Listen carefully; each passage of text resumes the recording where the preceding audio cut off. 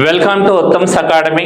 So మనకి AEE 2026 paper 2 నుండి grand test number 5 లో కూడా కంప్లీట్ గా అర్థమెటిక్ అండ్ రీజనింగ్ ఎక్స్ప్లెనేషన్ కూడా చూద్దాం ఒకసారి. Complete explanation. So here first of all చూడండి, రీజనింగ్ అండ్ జనరల్ ఇంటెలిజెన్స్ నుండి ఒక 5 క్వశ్చన్స్ ఇస్తున్నాడు. ఆ 5 క్వశ్చన్స్ కూడా చాలా సింపుల్ అండ్ ఈజీగా నేర్చుకోవడానికి ట్రై చేద్దాం. ఇక్కడ ఫస్ట్ క్వశ్చన్ నెంబర్ 1 చూడండి, సిల్లాయిజం నుండి సింపుల్ క్వశ్చన్ ఇచ్చున్నాడు.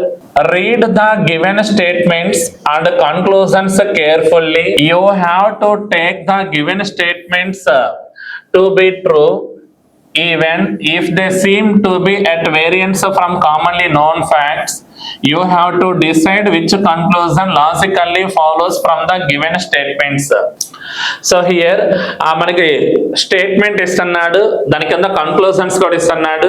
ఏ కన్క్లూజన్స్ ఫాలో అవుతున్నాయో దట్ కన్క్లూజన్స్ మాత్రమే ఫైండ్ అవుట్ చేయాలి. హియర్ స్టేట్మెంట్స్ కూడా ఒకసారి రీడ్ చేయండి, ఒకసారి సింపుల్ ఈజీనే. ఆల్ స్టోన్స్ ఆర్ పెరల్స్ అంటున్నాడు. సమ్ పెరల్స్ ఆర్ సెల్స్ అని ఇస్తున్నాడు. సమ్ సెల్స్ ఆర్ బాక్సెస్ అన్నాడు. No box is a container అని ఇస్తున్నాడు. 4 స్టేట్మెంట్స్. ఈ 4 స్టేట్మెంట్స్ కూడా ఒకదానికొకటి క్లియర్ గా అలైన్మెంట్ కూడా ఫామ్ అయింది చూడండి. పెరల్స్ కి అలైన్మెంట్ ఉంది, సెల్స్ కి అలైన్మెంట్ ఉంది, బాక్సెస్ కూడా అలైన్మెంట్ ఇస్తున్నాడు. అయితే హియర్ ఫస్ట్ కన్క్లూజన్ వచ్చేసరికి సమ్ స్టోన్స్ ఆర్ సెల్స్ కి రిలేషన్ ఇస్తున్నాడు. స్టోన్స్ అనే వర్డ్ ఫస్ట్ స్టేట్మెంట్ లో ఉంది, సెల్స్ అనే word second statement. This is a type, this is I type. అయితే A plus I is equals to know conclusion. A plus I is equals to know conclusion. అంటే మనకి ఇక్కడ stones కి cells కి ఎటువంటి రిలేషన్ రాదు కాబట్టి హియర్ కన్క్లూజన్ 1 అనేది నాట్ ఫాలోస్ ఉండాలి. నెక్స్ట్ సెకండ్ వన్ చూడండి, no pearl is a container అన్నాడు. పెరల్ కి కంటైనర్ కి నో ఆన్సర్ రావాలంట. పెరల్స్ వచ్చేసరికి సెకండ్ స్టేట్మెంట్, కంటైనర్ వచ్చేసరికి థర్డ్ స్టేట్మెంట్ ఇస్తున్నాడు. ఇక్కడ second statement I type of statement ఇస్తున్నాడు. అగైన్ థర్డ్ స్టేట్మెంట్ కూడా ఐ టైపే. ఐ ప్లస్ ఐ అంటే no conclusion plus fourth statement ఏముందంటే ఈ నో కన్క్లూజన్ ప్లస్ ఈ అన్న కూడా నో కన్క్లూజన్ ఉండాలి. ఇప్పుడు పెరల్స్ కి బాక్సెస్ కి రిలేషన్ రాదు. పెరల్స్ కి బాక్సెస్ కి రిలేషన్ రాదన్నప్పుడు పెరల్స్ కి కంటైనర్ కి రిలేషన్ వస్తుందా? నో రిలేషన్, ఎటువంటి రిలేషన్ ఫామ్ కాదు. సో దట్స్ వైస్ ఇక్కడ కన్క్లూజన్ 2 కూడా not follows. Third one, no cell is a container. Cells కి కంటైనర్ కి నో ఆన్సర్ రావాలంటే చూద్దాం. సెల్స్ అనేది థర్డ్ స్టేట్మెంట్, కంటైనర్ అనేది fourth statement. Third statement I, fourth statement E. I plus E అంటే ఓ అంటే సమ్ నాట్ ఉండాలి. అంటే ఏముండొచ్చు ఇక్కడ? Some cells are not containers గాని ఉంటే కరెక్ట్ ఆన్సర్ అండి. Some cells are not container, ఇలా ఉండాలి option. Some cells are not container ఉంటే కరెక్ట్ ఆన్సర్ ఉంటుంది. బట్ ఇక్కడ సెల్స్ కి కంటైనర్ కి సమ్ నాట్ కాకుండా నో ఇచ్చాడు కాబట్టి థర్డ్ కన్క్లూజన్ కూడా రాంగ్ ఆన్సరే ఉంటుంది. Fourth one, some pearls are containers ఇస్తున్నాడు చూడండి. ఇక్కడ పెరల్స్ కి కంటైనర్ కి రిలేషన్ ఇస్తున్నాడు. Pearls second statement, container fourth statement అన్నప్పుడు సెకండ్ నుండి ఫోర్త్ స్టేట్మెంట్ కూడా ఎటువంటి రిలేషన్ రాదు కాబట్టి ఫోర్త్ కన్క్లూజన్ కూడా రాంగ్ ఆన్సర్. అయితే ఇక్కడ 4 కన్క్లూజన్స్ నాట్ ఫాలోస్. అయితే ఎయిదర్ ఆర్ ఏమన్నా ఫాలో అవుతుందేమో చూడండి ఒకసారి. ఎయిదర్ ఆర్ అంటే సబ్జెక్ట్ ప్రెడికేట్ సేమ్ ఉండాలి. ఒకటి పాజిటివ్ కన్క్లూజన్, ఇంకోటి నెగటివ్ కన్క్లూజన్ ఉండాలి. ఇక్కడ సెకండ్ 4 గమనించినట్లయితే పెరల్స్ సేమ్, కంటైనర్ కూడా సేమే చూడండి. అయితే ఒకటి ఈ టైప్, ఒకటి ఐ టైప్ కాబట్టి సో ఇప్పుడు కరెక్ట్ ఆన్సర్ ఏముండాలంటే ఎయిదర్ 2 or 4 ఫాలోస్ ఉండాలి. ఎయిదర్ 2 or 4 ఫాలోస్ అన్నటువంటి ఆప్షన్ చూడండి, that option is the correct answer అని. ఎయిదర్ 2 or 4 ఫాలోస్ అంటే ఆప్షన్ కూడా ఎన్నో ఆప్షన్ అంటే option number 3. So third option is the correct answer. Next question number 2, read the following information to answer these questions అని ఇస్తున్నాడు. ఆ statement 1, A, B, C, D, E, F and G are sitting in a circle facing at the center and playing cards అని ఇస్తున్నాడు. ఇక్కడ చూడండి మొత్తం 7 members ఇస్తున్నాడు. ఈ 7 మెంబర్స్ కూడా ఒక సర్క్యులర్ లో సిట్ చేస్తున్నారు. వాళ్ళందరూ కూడా ఎట్ సైడ్ ఫేస్ చేస్తున్నారంటే సెంటర్ ఫేస్ చేసి ఏం చేస్తున్నారంటే కార్డ్స్ ని ప్లే చేస్తున్నారు అంటున్నాడు. First one, E is a neighbor of A and D. E is a neighbor of A and D అంటే AED అయినా ఉండొచ్చు లేదా DEA అయినా ఉండొచ్చు. DEA. Second one, G is not between F and C. F కి C కి మధ్యలో G ఉండకూడదు అంట, ఇలా రాకూడదు. F కి C కి మధ్యలో G is not between F and C అన్నాడు. F is to the immediate right of A. A కి ఇమ్మీడియట్ రైట్ లో ఎవరు ఉండాలంటే F ఉండాలి అంట. అయితే which of the following pairs has the second person sitting immediately to the right of the first person అంటున్నాడు question. చూద్దాం. ఇప్పుడు మనకి మొత్తం 7 మెంబర్స్ ఉన్నారు, వాళ్ళందరూ కూడా సర్కిల్ కాబట్టి అరేంజ్మెంట్ కూడా చూద్దాం. AF అయితే ఓకే, ఏఎఫ్ తర్వాత చూడండి ఇక్కడ ఒకసారి ఏఎఫ్ తర్వాత ఏకి రైట్ సైడ్ ఎవరు ఉన్నాడంటే ఎఫ్, ఇక్కడ ఏకి రైట్ సైడ్ ఈ అంటున్నాడు, ఇది ఫాలో కాదు, ఇది తీసుకోవచ్చు DEAF కంప్లీటెడ్. ఆ ఎఫ్ కి సి కి మధ్యలో ఎవరు రాకూడదు అంటే జి అనే పర్సన్ రాకూడదు అంట. ఎఫ్ కి సి కి మిడిల్ లో జి అనే పర్సన్ రాకూడదు. మొత్తం మనకి 7 మెంబర్స్ అని ఇస్తున్నాడు. ఆ 7 మెంబర్స్ ఆర్డర్ ఎలా ఉండాలో చూడండి. ఇక్కడ 1 2 3 4 5 6 7 అనుకుంటే ఇలా ఇస్తే ఎఫ్ కి సి కి మధ్యలో జి రాకూడదు. G is not between F and C అని ఇస్తున్నాడు. ఆ G is not between F and C అంటే చూడండి ఇక్కడ ఎఫ్ సి ఇక్కడ తీసుకుంటే జి ఈ ప్లేస్ లో రాకూడదు. ఆ జి ఆ ప్లేస్ లో రాకూడదు అంటే జీని ఈ ప్లేస్ లో రాయొచ్చు. ఆ జీని ఆ ప్లేస్ లో రాస్తే రిమైనింగ్ ఎవరు ఉంటాడు ఆ పర్సన్ కనుక్కొని ఆన్సర్ అటెంప్ట్ చేయడానికి చూడండి ఒకసారి. జి ఆ ప్లేస్ లో కాదంటే ఇంకే ప్లేస్ లో ఉండొచ్చో చూడండి ఒకసారి. ఆ రిమైనింగ్ పర్సన్ ఎవరో వాడిని రాయండి ఆ ప్లేస్ లో. ఆ remaining person DEAF dash CG అంటే రిమైనింగ్ ఎవరు బి రాలేదు కాబట్టి బి నీ ప్లేస్ లో రాద్దాం. అయితే క్వశ్చన్ ఒకసారి చూడండి. క్వశ్చన్ కూడా ఆ క్వశ్చన్ ఏమిస్తున్నాడంటే వాడు condition which of the following pairs has the second person sitting immediately to the right of the first person. First person కి ఇమ్మీడియట్ రైట్ లో సెకండ్ పర్సన్ ఉండాలి అంట. అలా ఉండే కండిషన్ ఏదో ఫైండ్ అవుట్ చేయండి చూద్దాం ఒకసారి. Which of the following pairs has the second person, second person ఎవరైతే ఉన్నాడో వాడు sitting immediately to the right of the first person అంటున్నాడు. ఫస్ట్ పర్సన్ కి ఇమ్మీడియట్ రైట్ లో ఉండాలి అంట. అంటే ఇక్కడ సెకండ్ పర్సన్ అంటే ఎవరో బి, వాడు ఫస్ట్ పర్సన్ ఏకి ఇమ్మీడియట్ రైట్ లో బి అంటే ఏబి ఆర్డర్ ఉండాలి. ఇక్కడ ఏబి ఆర్డర్ లేదు, option number 1 wrong. CB order కూడా లేదు, option number 2 wrong. EA order follow అవుతుంది కాబట్టి థర్డ్ ఆప్షన్ కరెక్టే. డిజి ఆర్డర్ కూడా ఫాలో కాదు కాబట్టి 4th ఆప్షన్ రాంగ్ ఆన్సరే. ఇప్పుడు మన క్వశ్చన్ కి కరెక్ట్ ఆన్సర్ ఏముండాలి అంటే ఈఏ సెకండ్ పర్సన్ అనేవాడు ఫస్ట్ పర్సన్ కి ఇమ్మీడియట్ రైట్ లో ఉన్నాడు కాబట్టి that option is the correct answer. That option కూడా ఏదంటే option number 3. So third option is the right answer. Next question number 3. Rehana drives 6 kilometers west from her home and turns left and drives 3 kilometers and then turns left again and drives 10 kilometers. What is the shortest distance between her home and office అని ఇస్తున్నాడు. So starting లో చూడండి Rehana drives 6 kilometers west from her home అన్నాడు. ఇక్కడ home తీసుకుంటే ఆ home కి ఆ లెఫ్ట్ సైడ్ లో 6 kilometers అంటే వెస్ట్ డైరెక్షన్ కు 6 kilometers అంట. ఇక్కడ హోమ్ తీసుకుంటే హోమ్ నుండి వెస్ట్ డైరెక్షన్ ఎన్ని కిలోమీటర్స్ 6 kilometers. తర్వాత and turns left and drives అన్నాడు. లెఫ్ట్ టర్న్ అంటే సౌత్ కి 3 kilometers వాక్ చేస్తున్నాడు. And then turns left again and drives 10 kilometers అన్నాడు. మళ్ళా లెఫ్ట్ టర్న్ అంటే మనకి రైట్ సైడ్ 10 kilometers వాక్ చేశాడు. What is the shortest distance between her home and office. ఇది ఆఫీస్ అంట. హోమ్ నుండి ఆఫీస్ కి ఉన్నటువంటి షార్టెస్ట్ డిస్టెన్స్ ఏదో మనం ఫైండ్ అవుట్ చేయాలి. ఇప్పుడు మనం ఈ లైన్ ఇలా షార్ట్ చేస్తే ఈ లైన్ ఎంత అంటే 3 కాబట్టి ఇది కూడా 3నే.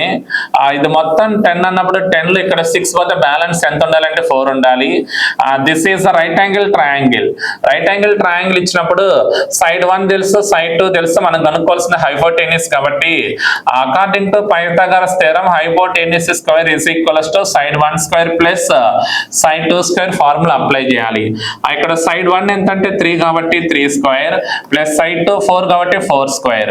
3 స్క్వేర్ అంటే 9 ప్లస్ 4 స్క్వేర్ అంటే 16. 9 ప్లస్ 16 అంటే 25. H square is equals to 25 అయితే హెచ్ ఇస్ ఈక్వల్స్ టు ఎంత ఉండాలో చూడండి 5 ఉండాలి. H is equals to 5 kilometers ఉండాలి. ఆ 5 kilometers ఉన్నటువంటి ఆప్షన్ ఏదైతే ఉందో దట్ ఆప్షన్ కరెక్ట్ ఆన్సర్ అని. అయితే ఇక్కడ 5 kilometers ఉన్నటువంటి ఆప్షన్ కూడా ఏదంటే option number 2. So second option is the correct answer. Next question number 4th one. 4th question కూడా ఒకసారి రీడ్ చేయండి, చాలా easy and simple. Vinith is the husband of Antima. Dev is the brother of Kusha. Salini is the mother of Kusha's mother. Dev is the son of Vinith. How is Antima related to Salini అనిస్తున్నాడు. First one, Vinith is the husband of Antima. Vinith is the husband of Antima అంటే Vinith husband అయితే Antima wife, వీళ్ళిద్దరు wife and husband. Dev is the brother of Kusha, వాళ్ళిద్దరు ఎక్కడ ఉన్నారో మనకు తెలియదు, ఇంకా రిలేషన్ అనేది పక్కన పెట్టేయండి. Salini is the mother of Kusha's mother. Dev is the son of Vinith, Vinith యొక్క సన్ ఎవరంటే దేవ్. లాస్ట్ కండిషన్ ఇక్కడ ఇది రాస్తాను. First Dev is the son of Vinith రాశాను. తర్వాత Dev is the brother of Kusha's అన్నాడు చూడండి. Dev is the brother of Kusha's. Next Salini is the mother of Kusha's mother. ఇక్కడ కుసాస్ మదర్ ఎవరంటే యాంటిమా, యాంటిమా యొక్క మదర్ ఎవరంటే సాలిని. ఇక్కడ Salini is the Kusha's mother mother, Kusha's mother Antima, Antima mother is the Salini. అయితే క్వశ్చన్ మార్క్ ఏమన్నాడంటే how is Antima related to Salini. ఈ సాలినికి యాంటిమా అనేవాడు ఏ రిలేషన్ అంటే డాటర్ రిలేషన్ వస్తుంది చూడండి. Daughter, Antima is the daughter of Salini ఉండాలి. Antima is the daughter of Salini ఉన్నటువంటి ఆప్షన్ కూడా ఏదంటే option number 2 is the daughter అనే రిలేషన్ ఇస్తున్నాడు. So second option is the correct answer. Okay, question number 5. Identify the correct response from the given premises stated according to following symbols. If minus stands for division, plus stands for multiplication, divided by stands for subtraction, into stands for addition, which one of the equations is correct అన్నాడు. ఇక్కడ options కూడా ఇస్తున్నాడు clear గా. ఏ option correct answer check చేద్దాం. ఇప్పుడు option number 1 check చేసినట్లయితే 18 plus stands for multiplication కాబట్టి into 14 minus stands for division divided by 24 into stands for next symbol into stands for addition plus 12 తర్వాత divided by stands for subtraction minus 16 is equals to 12 అవుతుందా కాదో check చేయాలి. ఇప్పుడు initial గా మనకి 18 into 14 divided by 24 plus 12 minus 16 అంటే -4 equals to 12. ఇక్కడ 6 3s are 18, 6 4s are 24, 2 2s are 2 7s are 7 into 3 అంటే 21/2 అంటే 10.5 minus 4 that equals to 12. So ఇక్కడ 10.5 minus 4 అంటే 6.5 వస్తుంది. 6.5 is equals to 12 అనేది రాంగ్ ఆన్సర్. సో ఇక్కడ ఆప్షన్ నెంబర్ 1 అయితే మ్యాచ్ అవ్వదు. నెక్స్ట్ ఆప్షన్ నెంబర్ 2 చూడండి ఒకసారి. Second option 16 into stands for addition plus 14 minus stands for division, minus stands for division అంటే divided by 24 divided by stands for subtraction minus 18 plus stands for multiplication into 12 is equals to 24. ఇది correct wrong answer check చేద్దాం ఒకసారి. అసలు ఇక్కడ 14/24 divisibility కాదు చూడండి. 16 plus ఇక్కడ 2 7 2 12 అంటే 7/12 మనకి డివిజిబిలిటీ రాదు కాబట్టి ఆప్షన్ నెంబర్ 2 క్లియర్ గా రాంగ్ ఆన్సర్ చేయొచ్చు. ఓకేనా. నెక్స్ట్ ఈసారి థర్డ్ ఆప్షన్ చూద్దాం ఒకసారి.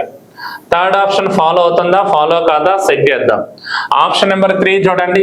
24 minus stands for division divided by 12 plus stands for multiplication into 12 divided by stands for subtraction minus 16 into stands for addition plus 18 is equals to 26 రావాలంట చూద్దాం.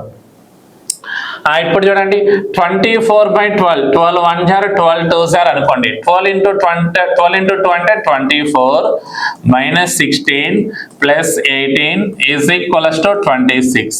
ఇక్కడ 24 minus 16 plus 18 అంటే plus 2 is equals to 26. 24 plus 2 అంటే 26 is equals to 26. ఈ condition follow అవుతుంది కాబట్టి so clear గా option number 3 అనేది satisfy అవుతుంది. So third option is the correct answer.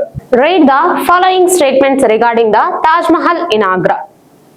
It was recognized as a UNESCO World Heritage Site in 1983. This monument was built by the Mughal Emperor Akbar. This structure was built on the banks of the Yamuna River. Which of the above statement are correct? 1 only, 1 and 3 only, 2 and 3 only, 1, 2 and 3. ఇచ్చినటువంటి statements లో ఏవి correct గా ఉన్నాయి ఒకసారి చూడండి. It was recognized as a UNESCO world heritage site. World heritage site లో మనకి ఈ యొక్క తాజ్ మహల్ అన్నటువంటిది 1983 లోనే మనకి గుర్తింపు పొందింది. This monument was built by the Mughal emperor Akbar అంటున్నారు. అక్బర్ కాదండి, తాజ్ మహల్ ని నిర్మించింది ఎవరు? మనందరికి బాగా తెలిసినటువంటి విషయమే. షాజహాన్ గారు ముంతాజ్ బేగం కోసం నిర్మించి ఇచ్చారన్నటువంటి విషయం మనందరికీ తెలిసిందే కదా. కాబట్టి షాజహాన్ ఇక్కడ నిర్మించారు. మరి షాజహాన్ ఎవరు? అక్బర్ కి ఏం రిలేటెడ్ అవుతాడండి? అక్బర్ కి వచ్చేసి షాజహాన్ అన్నటువంటి వ్యక్తి అక్బర్ యొక్క కొడుకు, కుమారుడుగా మనం ఎవరిని చెప్తామంటే జహంగీర్. జహంగీర్ యొక్క కుమారుడే ఇక్కడ మనకి ఈ యొక్క షాజహాన్ అన్నమాట. ఎవరు? షాజహాన్ అనేసి చెప్తాం. మరి ఈ షాజహాన్ ని ఈయన యొక్క అసలు పేరు వచ్చేసి మనకి ఖుర్రం అండి.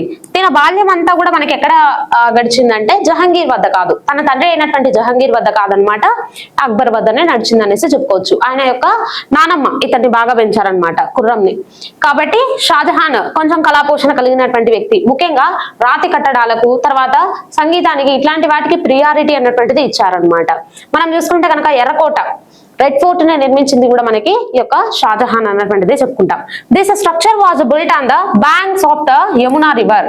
యమునా రివర్ నది ఒడ్డున మనకి నిర్మించారు. రీసెంట్ గా మనం చూసుకుంటే కనుక ఈ యమునా రివర్ అన్నటువంటిది కాలుష్యం అయిపోతుంది. తర్వాత ఢిల్లీలో ఉన్నటువంటి ఈ యొక్క పొల్యూషన్ అన్నటువంటిది ఎక్కువైపోయి మనకి ఏంటి ఇక్కడ యాసిడ్ రైన్స్ ఇట్లంతా కూడా మనకి కూర్చున్నప్పుడు ఎట్లా అవుతుందంటే కనుక ఈ పాలరాతి కట్టడాలు ఇట్లాంటివంతా కూడా కొంచెం డామేజ్ అయ్యేందుకు అవకాశాలు ఉంటాయన్నమాట. సో అట్లనే అక్కడ ఉన్నటువంటి పొల్యూషన్ కంతా కూడా ఈ తాజ్ మహల్ అన్నటువంటిది కలర్ చేంజ్ అన్నటువంటిది అయిపోతుంది అనమాట. గ్రీన్ కలర్ లోకి అన్నటువంటిది మారిపోతుంది అనేసి విషయాన్ని న్యూస్ లో మనం చూస్తుంటాం. సరే, ఇక్కడ చూడండి మనకి ఇచ్చినటువంటి స్టేట్మెంట్స్ లో సెకండ్ ఆప్షన్ అన్నటువంటిది సెకండ్ స్టేట్మెంట్ అన్నటువంటిది ఇన్కరెక్ట్ గా ఉంది. కాబట్టి 1 and 3 ఓన్లీ అన్నటువంటి ఆప్షన్ ఇక్కడ కరెక్ట్ అవుతుందండి. మరి ఎప్పుడు నిర్మించారు? 1632 లో దీన్ని స్టార్ట్ చేసి 1635 నాటికి ఈ యొక్క తాజ్ మహల్ అన్నటువంటిది ఫినిష్ చేయడం జరిగింది అనమాట. సరే, ఇక్కడ చూడండి యునెస్కో వరల్డ్ హెరిటేజ్ సైట్స్ అంటున్నారు. Present UNESCO world heritage sites మనకి ఇండియాలో ఎన్ని ఉన్నాయి? 44 వరల్డ్ హెరిటేజ్ సైట్స్ అన్నటువంటివి ఇండియాలో ఉన్నాయన్నమాట. ఇండియాలో ఉన్నటువంటి మాన్యుమెంట్స్. మరి ఇందులో మనం చూసుకుంటే కనుక సోషల్ కల్చర్ కి సంబంధించి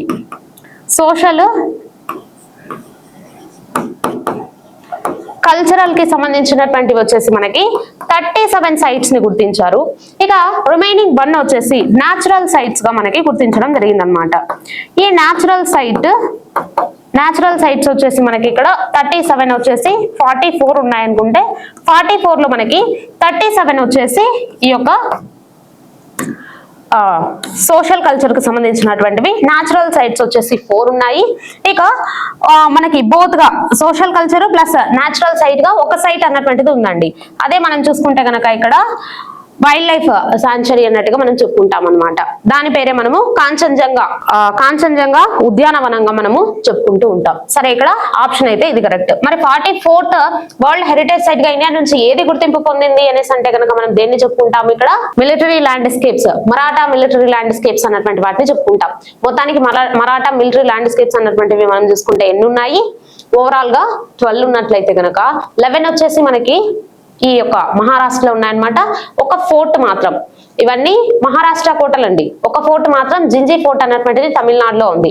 రాయ్గఢ్, ప్రతాప్గఢ్ ఇట్లాంటివన్నీ కూడా మనకి ఎక్కడ ఉన్నాయంటే మహారాష్ట్రలో ఉన్నాయి. సరే, నెక్స్ట్ క్వశ్చన్ చూద్దాం. Consider the following statements regarding key administrative and defence appointments in India schedule for 2026. General Dheeraj Seth assumed charge as the 31st Army Chief on June 30, 2026. Bharat Khera assumed charge as the Secretary of the Ministry of MSME. ఇక్కడ assumed అన్నటువంటి word తీసేయండి, మనకి వీళ్ళే appoint అయ్యారనమాట. Next, Prasoon Joshi was appointed as the chairperson of the Central Board of Film Certification. Which of the following statements are correct? ఎన్ని statements మనకి ఇక్కడ correct గా ఉన్నాయి? 1 and 2 only, 2 and 3 only, 1 and 3 only, 1, 2 and 3. ఇచ్చినటువంటి statements లో మనం ఇక్కడ observe చేస్తే జనరల్ ధీరజ్ సేత్ గారు, ఇంతకు ముందు మనకి ఉపేంద్ర ద్వివేది గారు ఉండేవాళ్ళండి. ఎవరు? ఉపేంద్ర ద్వివేది అనేసి చెప్తాం. ఉపేంద్ర ద్వివేది ఈయన ఇది వరకు ఉండేవారు అనమాట. ఈయన స్థానంలో ఈయన వచ్చేసి 30th ఆర్మీ చీఫ్ గా మనం చెప్తాము. ఇప్పుడు 31st ఆర్మీ చీఫ్ గా ధీరజ్ సేత్ గారు మనకి నియమితులయ్యారు. నెక్స్ట్ భరత్ కేరా గారు. ఈ భరత్ కేరా గారు వచ్చేసి మనకి ఇక్కడ మినిస్ట్రీ ఆఫ్ ఎంఎస్ఎంఈ యొక్క పూర్తి రూపం ఏంటండి? మైక్రో స్మాల్ మీడియం ఎంటర్ప్రెన్యూర్స్ అనేసి మనం చెప్తాం అనమాట. సూక్ష్మ చిన్న మధ్య తరహా పరిశ్రమల యొక్క సెక్రటరీగా మనకి ఎవరు నియమితులయ్యారు అని అంటే గనక భరత్ ఖేరా గారు నియమితులయ్యారు అనమాట. నెక్స్ట్ ఇక్కడ చూడండి, Prashant Joshi was appointed as the chairperson of the central board of film certification. ఇక్కడ మనం చూసుకుంటే central board of film certification already ఈయన వర్క్ చేసే వాళ్ళు అనమాట. కాకపోతే ప్రశాంత్ జోషి గారు మనకి ఇప్పుడు ఏంటి, ప్రశాంత్ జోషి గారు వచ్చేసి అపాయింట్ అవ్వడం జరిగింది. దేనికి? ప్రసార భారతికి అపాయింట్ అయ్యారనమాట. కానీ ఇక్కడ ఆయన ఓల్డ్ డేటా అన్నటువంటిది మనకి ఇచ్చారు, అది ఇన్కరెక్ట్ గా ఉందనేసి మనం అక్కడ చెప్పుకుంటాము. మరి సిబిఎఫ్సికి ఎవరు నియమితులయ్యారు? వెంపటి శ్రీ శశిధర్ గారు నియమితులయ్యారనమాట. ఇక్కడ చూడండి, సిబిఎఫ్సి అనేసి దీన్నే పిలుస్తాం, central board of film certification. మరి దీనికి ఎవరు అపాయింట్ అయ్యారు అనేసి చూసుకుంటే కనుక వెంపటి శ్రీ శశిధర్ గారు అపాయింట్ అవ్వడం జరిగిందనమాట. సరేనా? కాబట్టి incorrect one third, 1 and 2 only అన్నటువంటి ఆప్షన్ ఇక్కడ కరెక్ట్ అవుతుంది. నెక్స్ట్ క్వశ్చన్ చూడండి, match the items list 1 with their correct definitions in list 2. Article 14 right to life and personal liberty. Article 19 right to equality before the law. Article 21 constitutional remedies heart and soul of the constitution. Article 32 protection of freedom of speech and expression. ఇక్కడ observe చేయండి, article 14 అన్నటువంటి మనకు దేని గురించి చెప్తుంది? ఇచ్చినటువంటివన్నీ కూడా మనకి ఏంటండి, ఫండమెంటల్ రైట్స్ గా మనం చెప్తాం అనమాట. మరి ఫండమెంటల్ రైట్స్ అన్నటువంటి ఇండియన్ కాన్స్టిట్యూషన్ లో ఎన్నవ పార్ట్ లో మనకు ఉన్నాయి? 3rd పార్ట్ లో మనకి మెన్షన్ చేయడం జరిగింది. వేటిని? ఫండమెంటల్ రైట్స్ ని. మరి ఫండమెంటల్ రైట్స్ అన్నటువంటివి ఏ యొక్క కాన్స్టిట్యూషన్ నుంచి మనం ఎక్స్ట్రాక్ట్ చేసుకోవడం జరిగింది అని అంటే గనక అమెరికా యొక్క కాన్స్టిట్యూషన్ నుంచి ఎక్స్ట్రాక్ట్ చేసుకున్నాం అనమాట. మరి ఇక్కడ 3rd ఎక్కడి నుంచి ఎక్కడి వరకు మనకి చెప్తాయి అని అంటే గనక ఆర్టికల్ 14 నుండి ఆర్టికల్ 35 వరకు కూడా మనకి ఈ యొక్క ఫండమెంటల్ రైట్స్ అన్నటువంటివి చెప్పడం జరుగుతుంది. మరి ఇక్కడ ఇచ్చినటువంటి ఫండమెంటల్ రైట్స్ ని మనం గనక డివైడ్ చేసినట్లయితే గనక సమానత్వపు హక్కు, స్వేచ్ఛ హక్కు, అంటే ఇక్కడ రైట్ టు ఈక్వాలిటీ అన్నట్టుగా డివైడ్ చేస్తాం అన్నమాట. రైట్ టు ఈక్వాలిటీ ఆర్టికల్ 14 నుండి ఆర్టికల్ 18 వరకు చెప్తుంది. ఇక రైట్ టు ఫ్రీడమ్ ఇది వచ్చేసి ఆర్టికల్ 19 నుండి 22 వరకు చెప్తుంది. ఇక రైట్ టు ఎక్స్ప్లాయిటేషన్ అనేసి చెప్తాం. రైట్ టు పీడన నిరోధక హక్కు అండి. రైట్ టు ఎక్స్ప్లాయిటేషన్ ఇది వచ్చేసి ఆర్టికల్ 23, 24 అన్నటువంటివి మనకు చెప్పడం జరుగుతుంది అనమాట. మరి అదే విధంగా చూసుకుంటే రైట్ టు పీడన నిరోధక హక్కు, అదే విధంగా మత స్వేచ్ఛ హక్కు ఇది వచ్చేసి మనకి ఆర్టికల్ 25 నుండి 28 వరకు చెప్తుంది అనమాట. తర్వాత right to protection of cultural విద్యా సాంస్కృతిక హక్కు, ఎడ్యుకేషనల్ కల్చరల్, దీనికి సంబంధించి మనకు వచ్చేసి ఆర్టికల్ 29, 30 అన్నటువంటివి చెప్తాయి. ఈ విధంగా మనకి తర్వాత మనకి రైట్ టు ప్రాపర్టీ అన్నటువంటిది ఇక్కడ మధ్యలో ఉండేదండి. కానీ దాన్ని 1978లో 44th అమెండ్మెంట్ యాక్ట్ ద్వారా ఫండమెంటల్ రైట్స్ నుంచి తీసేసి కాన్స్టిట్యూషనల్ రైట్ గా 12th పార్ట్ లో 300A మనకి మెర్జ్ చేస్తున్నారు అనమాట. అంటే అక్కడికి మనకి రీప్లేస్ చేయడం జరిగింది. ఇక్కడ మనం చూసుకుంటే కనుక సమానత్వపు హక్కు, స్వేచ్ఛ హక్కు, పీడన నిరోధక హక్కు తెలుగులో చెప్పుకుంటే వీటిని, తర్వాత మత స్వేచ్ఛ హక్కు అన్నటువంటిది, ఇక దాంతో పాటుగా మనకి ఈ యొక్క విద్యా సాంస్కృతిక హక్కులుగా మనము వీటిని చెప్పుకుంటాము. మరి ఇక్కడ మనకి ఇచ్చినటువంటి ఆర్టికల్ 14 అన్నటువంటిది దేని గురించి చెప్తుందంటే right to equality before the లా, చట్టం ముందు అందరూ సమానమే అన్నట్టుగా చెప్తుందండి. కాకపోతే మనకి ఇక్కడ ఎగ్జామ్షన్స్ ఎవరికి ఉన్నాయి అంటే రాష్ట్రపతికి, అంటే ప్రెసిడెంట్ కి, గవర్నర్ కి మనకి ఇక్కడ కొన్ని ఎగ్జామ్షన్స్ అన్నటువంటివి ఉంటాయన్నమాట. ఎందుకనేసి వాళ్ళు పదవిలో ఉండగా వాళ్ళు తీసుకున్నటువంటి నిర్ణయాల పైన మనకి కొన్ని ఎగ్జామ్షన్స్ ఉన్నాయి. కాకపోతే చట్టం ముందు అందరూ సమానమే అన్నటువంటి విషయాన్ని మనం ఇక్కడ గుర్తుపెట్టుకోవాలి. నెక్స్ట్ తర్వాత వాళ్ళపైన పదవిలో ఉండగా మనకి ప్రెసిడెంట్ తర్వాత గవర్నర్ పైన మనము ఎట్లాంటి క్రిమినల్ కేసెస్ అన్నటువంటివి పెట్టడానికి వీలు లేదు.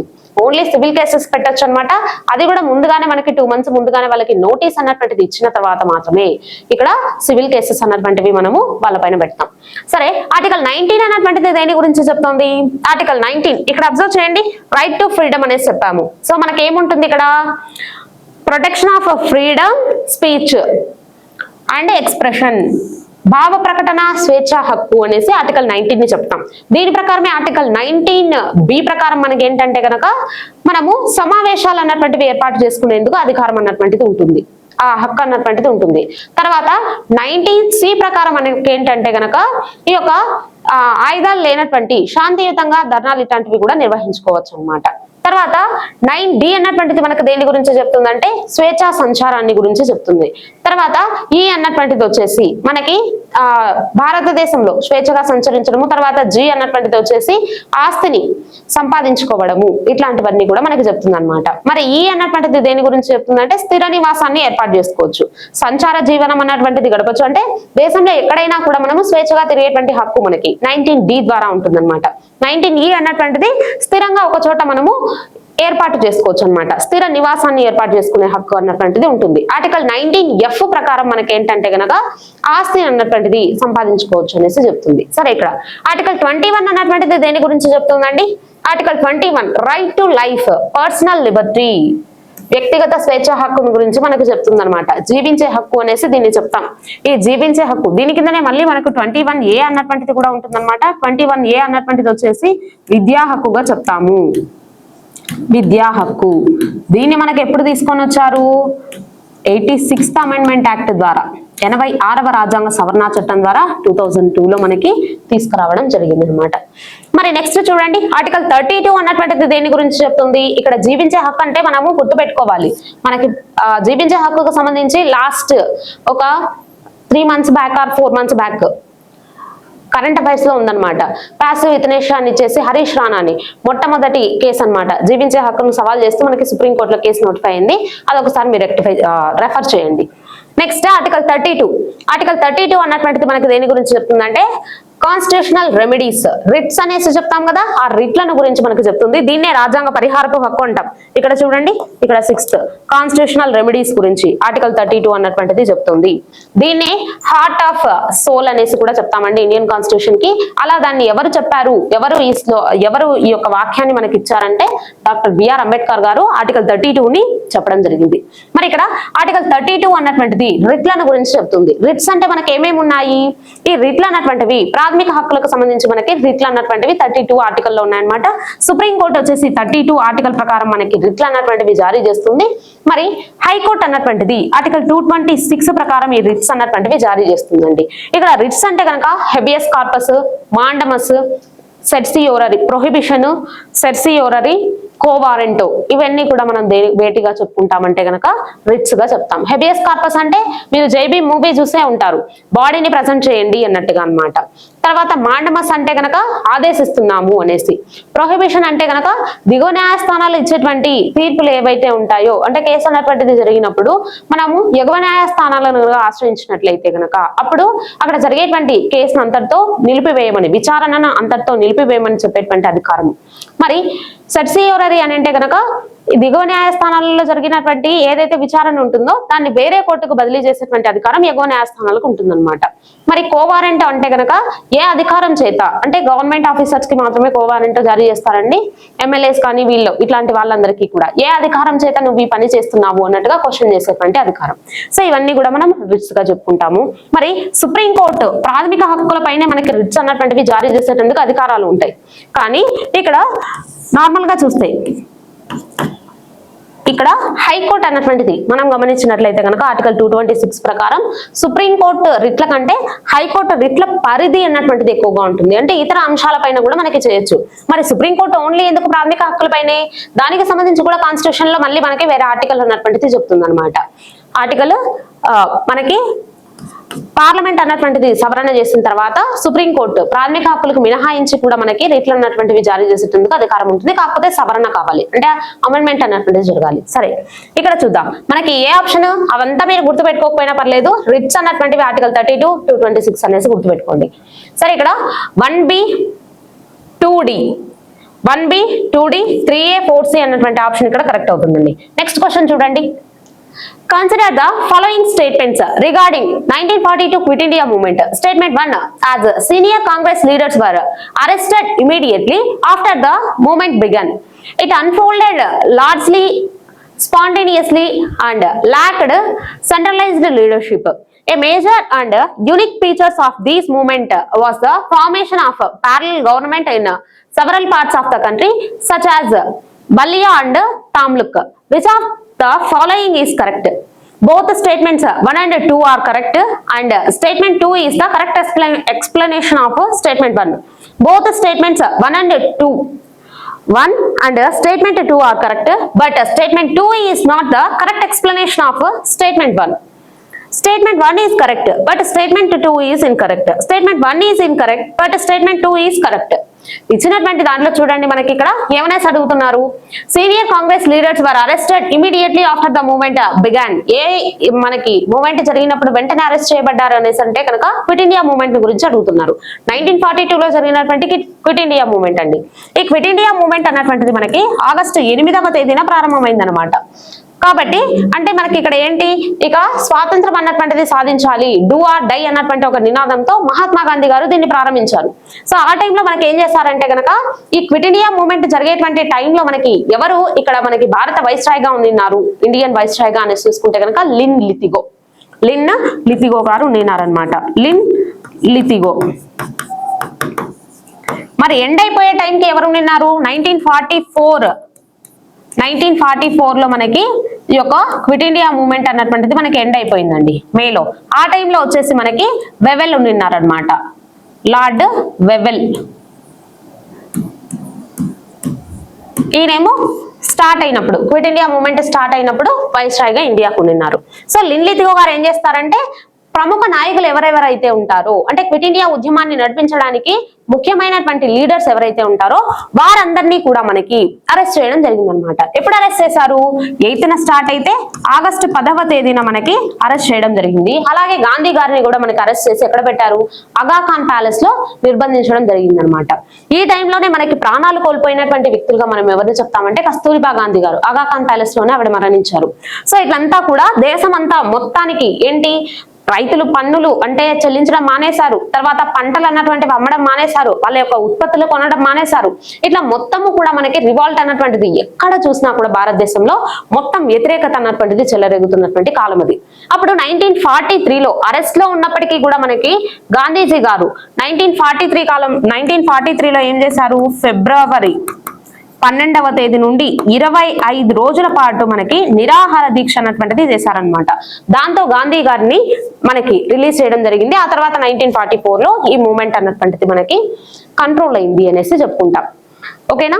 ఈ విధంగా మనకి క్విట్ ఇండియా మూవ్మెంట్ అన్నటువంటిది. ఆ టైంలో మనకి ఏంటి, ఇక్కడ రహస్య రేడియోలు అన్నటువంటివి నడిపారనమాట. అంటే సీక్రెట్ రేడియోస్ ని కూడా మెయింటైన్ చేసి ఉద్యమం పట్ల అవేర్నెస్ అన్నటువంటిది కల్పిస్తూ వచ్చారు.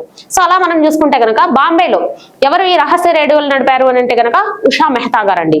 అదే విధంగా మరి మెయిన్ లీడర్స్ అరెస్ట్ అయిపోయిన తర్వాత ఎవరు దీన్ని లీడ్ చేశారు అనేసి చూసుకుంటే సోషలిస్ట్ పార్టీకి చెందినటువంటి నాయకులు ఉంటారు కదా, లీడర్స్. సో వాళ్ళు లీడ్ చేయడం జరిగిందనమాట. జేపీ నరేంద్ర దేవ్ గారు, అదే విధంగా రామ్ మనోహర్ లాల్ గారు, ఇలాంటి వ్యక్తులు మనకి ఈ యొక్క మూవ్మెంట్ అన్నటువంటి దాన్ని ముందుకు తీసుకెళ్లారు. సో అందులో భాగంగానే మనకి రహస్య రేడియోలు అన్నటువంటివి కూడా నిర్వహించారనమాట. రామ్ మనోహర్ లాల్ గారు వచ్చేసి మనకి ఈ రహస్య రేడియోలు అన్నటువంటివి బాంబే కేంద్రంగా మనకి నడపడం జరిగింది అనమాట. ఉత్తరప్రదేశ్ కేంద్రంగా, బాంబే కేంద్రంగానే మనకి ఈ యొక్క ఉషా మెహతా గారు కూడా రహస్య రేడియోలు అన్నటువంటివి మెయింటైన్ చేశారండి. అంటే నడపడం జరిగింది. ప్రజలకు అవేర్నెస్ అన్నటువంటిది అప్పుడులాగా మనకి సెల్ ఫోన్స్ తర్వాత ఈ యొక్క ఇంటర్నెట్ సౌకర్యాలు ఇవి లేవు కదా, రేడియోస్ ద్వారానే మనకి తెలిసేవి, లేదంటే న్యూస్ పేపర్స్ పైన కూడా మనకి ఇక్కడ వీళ్ళు ఏం చేశారు, న్యూస్ పేపర్స్ పైన కూడా మనకి రద్దు అన్నటువంటిది, అబాలిషన్ అన్నటువంటిది ఉండింది అనమాట. సో అందుకనే మనకి రేడియోస్ అన్నటువంటివి రహస్యంగా నడుపుతూ ఉండినారు. ఉషా మెహతా గారు, ఇంకా యూపీలో వచ్చేసి మనకి మదన్ మోహన్ మాలవ్య గారు కూడా రహస్య రేడియోలు అన్నటువంటివి నడపడం జరిగింది. సరే అండి, ఇక్కడ ఏమంటున్నారు సెకండ్ స్టేట్మెంట్స్ లో, ఓన్లీ ముఖ్యమైనటువంటి స్థానిక నాయకులు అరెస్ట్ అవ్వడం ఒక్కటే దీనికి కారణం అంటున్నారు. కాదు, చాలా కారణాలు అన్నటువంటివి మనకు ఉన్నాయన్నమాట. కాబట్టి ఆ స్టేట్మెంట్ అన్నటువంటిది మనకి కరెక్ట్ అయినప్పటికీ కూడా ఫస్ట్ స్టేట్మెంట్ కి అది సరిపోయే విధంగా లేదు. అప్పుడు ఆన్సర్ ఏమవుతుంది మనకి, both statement 1 and statement 2 are correct, but statement 2 is not correct explanation of statement 1. ఈ ఆప్షన్ అన్నటువంటిది మనకి ఇక్కడ కరెక్ట్ అవుతుంది అనేసి చెప్పుకుంటాం. ఓకేనా? సరే, ఇక్కడ సెకండ్ ఆప్షన్. నెక్స్ట్ క్వశ్చన్ చూడండి. Match the prominent nuclear power plants listed below with their respective states. ఇక్కడ మనకి చాలా ఇంపార్టెంట్ అండి, ఎందుకంటే రీసెంట్ గా న్యూస్ లో మనకి ప్రధాని నరేంద్ర మోదీ గారు ఆస్ట్రేలియాను విజిట్ చేశారనమాట.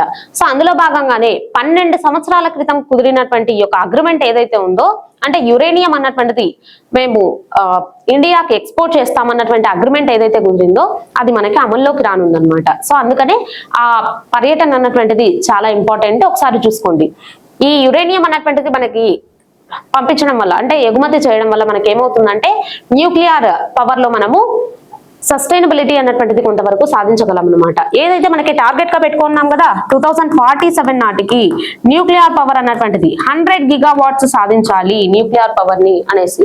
సో ఆ టార్గెట్ అన్నటువంటిది మనం రీచ్ అవ్వడానికి ఇది ఎంతగానో ఉపయోగపడుతుంది. మరి ఇక్కడ చూడండి, నరోరా అన్నటువంటిది ప్రజెంట్ వచ్చేసి మనకి ఎన్ని న్యూక్లియర్ పవర్ ప్లాంట్స్ ఉన్నాయి ఇండియాలో, 7 న్యూక్లియర్ పవర్ ప్లాంట్స్ అన్నటువంటివి ఉన్నాయి.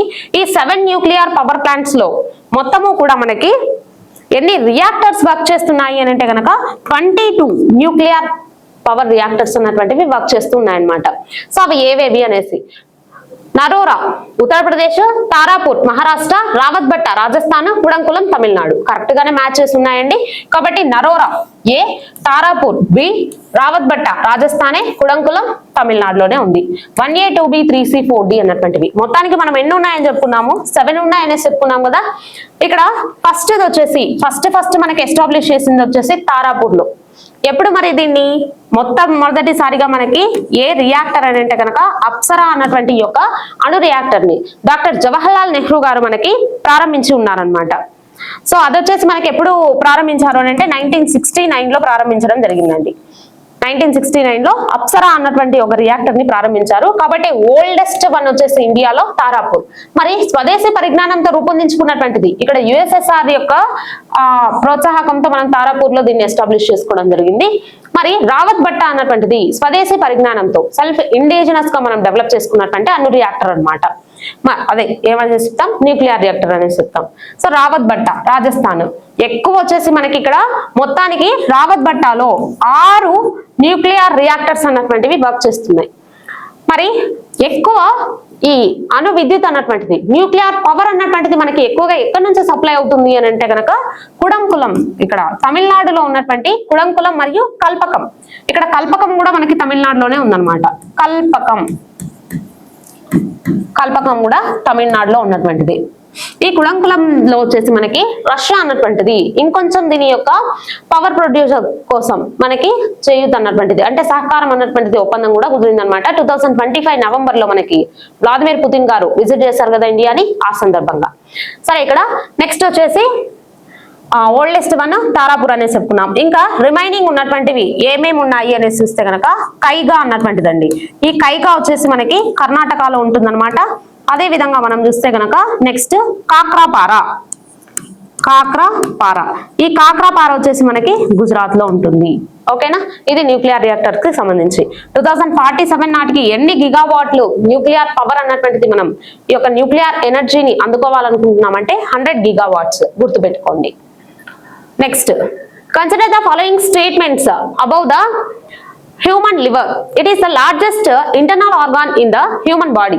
It is a dual blood supply. It receives more blood from the hepatic artery than from the portal vein. It produces bile which helps in digesting fats. It contains Kupffer cells which act as a scavengers to remove toxic substance. Which of the above statements are correct? 1, 3 and 4 only, 1 and 2 only, 2, 3 and 4 only, 1, 2, 3 and 4. ఇచ్చినటువంటి statements లో మనకి ఎన్ని ఇక్కడ correct గా ఉన్నాయి ఒకసారి identify చేయమంటున్నారు అన్నమాట. ఇక్కడ బైల్ జ్యూస్ అన్నటువంటిది మనకి దేనికి హెల్ప్ అవుతుంది? ఫ్యాట్స్ ని బ్రేక్ చేయడం కోసం యూజ్ అవుతుందండి. అందులో మనకి ఎలాంటి ఎంజైమ్స్ అన్నటువంటివి కూడా కనిపించవన్నమాట. ఓకేనా, ఎట్లాంటి ఎంజైమ్స్ కూడా మనకు ఉండవు. ఇక్కడ సెకండ్ స్టేట్మెంట్స్ మనం ఒకసారి అబ్జర్వ్ చేస్తే కనుక మనకి ఏమంటున్నారు? It has a dual blood supply. Yes, అది కరెక్టే. It receives more blood from the hepatic artery అంటున్నారు. హెపటిక్ ఆర్టరీ నుంచి మనకి ఎక్కువ బ్లడ్ ని ఇది రిసీవ్ చేసుకోదు, లెస్ బ్లడ్ అన్నటువంటిది రిసీవ్ చేసుకుంటుంది. అదే విధంగా రిచ్ ఆక్సిజన్ అన్నటువంటిది మనకి రిలీజ్ అవుతుంది అనమాట. సో ఇది ఇక్కడ స్టేట్మెంట్ మనకి ఇన్కరెక్ట్ గా ఉంది అన్నట్టుగా మనము చెప్పుకుంటాం. Next, it contains Kupffer cells which acts as a scavengers. Toxic substance ని రిమూవ్ చేసేటందుకు మనకి హెల్ప్ అవుతాయి. నెక్స్ట్, లార్జెస్ట్ ఇంటర్నల్ ఆర్గాన్ గా మనకి ఈ హ్యూమన్ బాడీలో చెప్పుకునేటువంటిది వచ్చేసి లివర్ అనేసి చెప్పుకుంటాం. కాబట్టి స్టేట్మెంట్స్ అన్ని ఇక్కడ కరెక్ట్ అవుతాయి. 1, 3, 4 ఓన్లీ అన్నటువంటి స్టేట్మెంట్ ఫస్ట్ ఆప్షన్ ఇక్కడ ఉందన్నమాట. అది మనకి కరెక్ట్ అవుతుంది అనేసి చెప్పుకుంటాం అన్నమాట. మనకి వీనల్ పోర్టల్ నుంచి రిచ్ బ్లడ్ అన్నటువంటిది వస్తుందండి. ఇక్కడ వీన్ పోర్టల్ నుంచి రిచ్ బ్లడ్ అన్నటువంటిది రిలీజ్ అవుతుంది అన్నమాట. సరే, ఆప్షన్ 1. నెక్స్ట్ చూడండి, consider the following statements regarding the Hurun global unicorn index 2026. Unicorn index అన్నమాట. The United States has the highest number of unicorns globally. China holds the second position. India ranks 4th in the world in terms of number of unicorn startups. The UK holds the 3rd position. Bangalore is the leading unicorn hub in India, while San Francisco leads globally.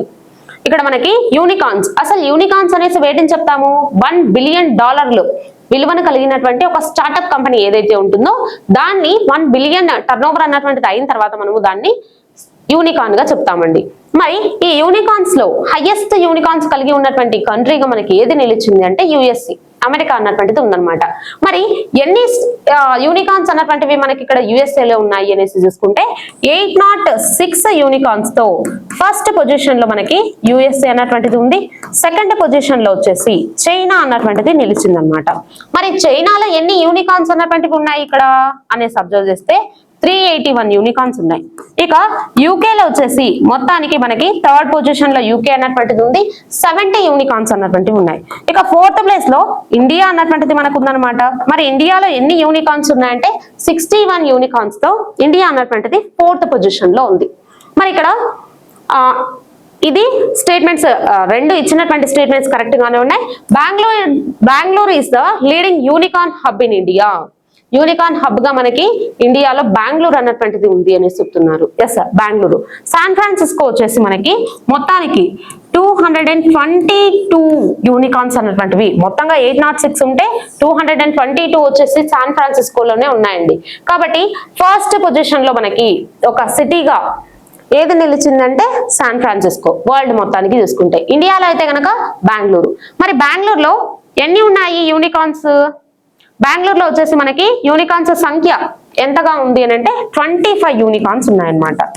మరి బెంగళూరు తర్వాత first position లో బెంగళూరు ఉందనేసి చెప్పుకున్నాం. మరి second position లో ఏది ఉంది? Gurugram. Second position లో వచ్చేసి మనకి గురుగ్రామ్ అన్నటువంటిది ఉందన్నమాట. మరి 3rd పొజిషన్ లో వచ్చేసి మనకి ఇక్కడ ముంబై అన్నటువంటిది యూనికార్న్స్ కలిగినటువంటి దానిగా చెప్పుకుంటాము. ఓకే, ఇక్కడ వచ్చేసి మనకి ఏ స్టేట్మెంట్ కరెక్ట్ అవుతుంది? ఇచ్చినటువంటి 3 స్టేట్మెంట్స్ కరెక్ట్ గానే ఉన్నాయి. 1, 2 and 3 అన్నటువంటి స్టేట్మెంట్స్ కరెక్ట్ అవుతాయి. నెక్స్ట్, క్వాంటిటేటివ్ ఆప్టిట్యూడ్ నుండి ఒక 8 క్వశ్చన్స్ ఇస్తున్నాడు. 8 క్వశ్చన్స్ కూడా సింపుల్ గా ఆన్సర్ అటెంప్ట్ చేయడానికి ట్రై చేద్దాం. సో ఇక్కడ క్లియర్ గా చూడండి ఒకసారి ఈ క్వశ్చన్స్ కి సింపుల్ గా ఆన్సర్స్ కూడా ఎలా చేయాలో చూద్దాం. Question number 13. If an electricity bill is paid before due date, అంటే వాడు ఇచ్చిన డ్యూ డేట్ కన్నా ముందు ఎలక్ట్రిసిటీ బిల్ కానీ పే చేసినట్లయితే one gets a reduction of 4% on the amount of the bill. ఆ బిల్ కి బిల్లో 4% ఆఫ్ ద అమౌంట్ అనేది తగ్గిస్తాడంట. By paying the bill before due date a person got a reduction of 13 rupees. ఆ due date కన్నా ముందే pay చేస్తే ఎంత అమౌంట్ డిడక్షన్ అయిందంటే, ఎంత అమౌంట్ రిడక్షన్ అవుతుందంటే 13 రూపీస్ మాత్రమే తగ్గుతుంది అంటున్నాడు. అయితే the amount of his electricity bill was ఎంత అన్నాడు. అయితే ఎలక్ట్రిసిటీ బిల్ అమౌంట్ ఎంత మనం ఫైండ్ అవుట్ చేయాలి. అయితే ఇక్కడ రిడక్షన్ పర్సంటేజ్ 4% ఇస్తున్నాడు. ఆ రిడక్షన్ అమౌంట్ కూడా ఎంత ఇస్తున్నాడు అంటే 13 రూపీస్ ఇస్తున్నాడు. 4% గా 13 రూపీస్ అయితే 100% వచ్చే అమౌంట్ ఎంత కనుక్కోవాలి. ఇక్కడ 4 1 జార్ 4 25 జార్ 100 అనుకుంటే 25 ఇంటూ 13 చేయండి. 25 ఇంటూ 13 13 5 జార్ 65, 13 2 జార్ 26 ప్లస్ 6 అంటే 32. సో ఇక్కడ కరెక్ట్ ఆన్సర్ ఎంత ఉండాలంటే 325 రూపీస్ ఉండాలి. ఆ 325 రూపీస్ ఉన్నటువంటి ఆప్షన్ ఏదైతే ఉందో దట్ ఆప్షన్ కరెక్ట్ ఆన్సర్ అని. ఇక్కడ 325 రూపీస్ ఉన్నటువంటి ఆప్షన్ కూడా ఏదంటే option number 3. So third option is the correct answer. Next question number 14th one. Question number 14 కూడా చూడండి ఒకసారి. మనీస్ purchased 25 kg of rice at 32 rupees per kg and 15 kg of rice at 36 rupees per kg. He mixed the two varieties of rice and sold it at the rate of 40.20 rupees per kg. What is the percent profit earned అన్నాడు. What is the percent profit earned. So initial కూడా ఏమన్నాడంటే 25 kg of rice 32 rupees per KG అంట. 25 kg వచ్చేసరికి 32 rupees per KG. 15 kg వచ్చేసరికి 36 rupees per KG అని ఇస్తున్నాడు. అయితే రెండు మిక్స్ చేసిన తర్వాత వచ్చిన అమౌంట్ ని ఎంతగా సెల్ చేస్తున్నాడు అంటే 40.20 రూపీస్ కి సెల్ చేస్తున్నాడు. ఇది సెల్లింగ్ ప్రైస్ అంట మిక్సింగ్. అయితే మనం ఏం కనుక్కోవాలి, మిక్సింగ్ కాస్ట్ ప్రైస్ ఎంత కనుక్కోవాలి. మిక్సింగ్ కాస్ట్ ప్రైస్ ఎంత కనుక్కుంటే మనకి ప్రాఫిట్ పర్సంటేజ్ కూడా సింపుల్ గా ఈజీగా ఫైండ్ అవుట్ చేయొచ్చు. సరే ఇక్కడ ఇనీషియల్ గా చూడండి ఒకసారి. ఇనీషియల్ గా ఇక్కడ 25 కి 15 కి రేషియో 5 5 సార్ 5 3 సార్ అంటే ఏ రేషియోస్ లో ఉన్నాయంటే 5:3 రేషియో అనుకోండి. ఇలా ఇచ్చినప్పుడు వీటి మధ్య డిఫరెన్స్ తీసుకోండి. ఇవి రెండు అడిషన్ చేస్తే వచ్చే వాటిని ఈక్వల్ చేద్దాం. 5 + 3 ఎంత అంటే 8. 36 కి 32 కి డిఫరెన్స్ ఎంత అంటే 4. 8 కి 4 రూపీస్ అయితే 5 కి క్వశ్చన్ మార్క్, 3 కి క్వశ్చన్ మార్క్. 8 లో హాఫ్ 4 కాబట్టి 5 లో హాఫ్ 2.5, 3 లో హాఫ్ ఎంత అంటే 1.5. ఇప్పుడు మనకి ఈ 3 సైడ్ 1.5 వచ్చింది కాబట్టి దీనికి యాడ్ చేస్తే సరిపోతుంది. 32 + 1.5 అంటే 33.5. ఇక్కడ డిఫరెన్స్ వచ్చేసరికి 2.5 వస్తుంది. ఇక్కడ డిఫరెన్స్ 1.5 వస్తుంది చూడండి. ఆ రెండింటికి రేషియోనా 5:3 అవుతుంది. ఓకేనా. ఇప్పుడు మిక్సింగ్ కాస్ట్ ప్రైస్ ఎంత అంటే 33.50 రూపీస్. సెల్లింగ్ ప్రైస్ ఎంత అంటే 40.20 రూపీస్. అయితే మనకు కావాల్సిన ప్రాఫిట్ పర్సంటేజ్ అన్నాడు కాబట్టి ఈ రెండింటి మధ్య డిఫరెన్స్ ఎంత చూడండి. 33.5 కి 40.20 కి డిఫరెన్స్. ఇక్కడ ఒక 5 యాడ్ చేస్తే 34 అవుతుంది. 0.5 అనేది. ఆ 34 + 40 అంటే 6 రావాలి. 6.5 మళ్ళీ 2 అంటే 6.70. ఆ డిఫరెన్స్ 6.70 డివైడెడ్ బై ఇక్కడ మిక్సింగ్ కాస్ట్ ప్రైస్ 33.50 ఇంటూ 100 రాస్తే వచ్చేది ప్రాఫిట్ పర్సంటేజ్. ఇది ఎగ్జాక్ట్లీ మనకి ఎన్ని టైమ్స్ పోతుంది అంటే 5 టైమ్స్ పోతుంది. 5 1 జార్ 5 20 జార్ కాబట్టి సో ప్రాఫిట్ పర్సంటేజ్ ఎంత ఉండాలంటే 20% ఉండాలి. ఆ 20% ఉన్నటువంటి ఆప్షన్ ఏదైతే ఉందో దట్ ఆప్షన్ కరెక్ట్ ఆన్సర్ గా ఉంటుంది. హియర్ 20% ఉన్నటువంటి ఆప్షన్ కూడా చూడండి. Option number 1. So first option is the correct answer. సరే 1 సెకండ్ చూద్దాం. ఇక్కడ చూడండి question number 15. The ratio of land to water for the whole earth is 1:2 అన్నాడు. And 2:3 in the northern hemisphere ఇస్తున్నాడు. The ratio of land to water in the southern hemisphere is question mark అన్నాడు. ఇక్కడ whole earth land కి water కి ratio చూడండి ఎంత ఇస్తున్నాడు. Whole earth land is to water is equals to 1:2. దీంట్లో land ratio ఎంత ఉందంటే 1:2 అంటే 1/3. వాటర్ రేషియో ఎంత వస్తుందంటే 2/3. అయితే ఇక్కడ ఎర్త్ మొత్తం 1 పార్ట్ అంటే 1లో హాఫ్ నార్థన్ హెమిస్ఫియర్ అంటే హాఫ్ సౌతర్న్ హెమిస్ఫియర్ ఉండాలి. హాఫ్ అంటే 1/2 పార్ట్ ఉంటుంది కాబట్టి మళ్ళీ నార్థర్న్ హెమిస్ఫియర్ కి వచ్చే ఆన్సర్ చూడండి. ఆ northern hemisphere is equals to ఇక్కడ రేషియో ఎంత ఇస్తున్నాడంటే ల్యాండ్ కి వాటర్ కి 2:3 రేషియో ఇస్తున్నాడు.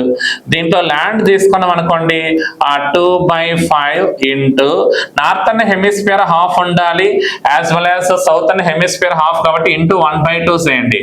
2 క్యాన్సిలేషన్ పోతే 1/5. అగైన్ వాటర్ రేషియో వచ్చేసరికి 3/5 ఇంటూ 1/2 3/10. ఎందుకు 1/2 రాస్తున్నానంటే ల్యాండ్ అనేది 1 పార్ట్ వేస్తున్నాడు. ఆ 1 పార్ట్ లో హాఫ్ నార్థన్ హెమిస్ఫియర్ అంటే హాఫ్ సౌతర్న్ హెమిస్ఫియర్ ఉండాలి. అందుకే ఇంటూ 1/2 ఇంటూ 1/2గా రాస్తాను. ఓకేనా. నెక్స్ట్ ఇప్పుడు మనకి కావాల్సిన సౌతర్న్ హెమిస్ఫియర్